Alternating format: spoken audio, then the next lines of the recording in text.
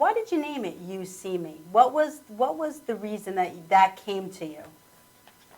Well, it was while I was working on the film, I could not come up with the title, and I was struggling with what the title would be. And I was talking to a colleague, and they said, "When you find the title, you'll know." It's Right. one of these instant moments where you say, "That's the right one." And I kept thinking, well, I hope it comes soon, because I was getting close to finishing the film and still didn't have a title.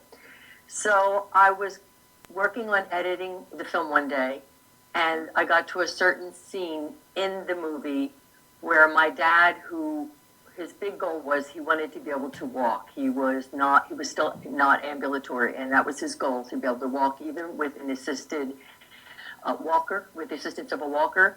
And I came in to the East Coast one spring to visit him, and he kept saying he wanted me to come to his physical therapy session. And I was like, okay, I'll get there. And I always brought my camera with me. And he said he had a surprise for me, and he was all excited because when I turned the camera on, he said, "You'll see me." Wow. And he was very slow in his speech, and then he's finished with walk. But I was so touched just by his heartfelt delivery of that line, and I just kept thinking about it. And I thought it works on many levels. It could work on the very physical level that he meant it, but it could work on a more metaphoric level.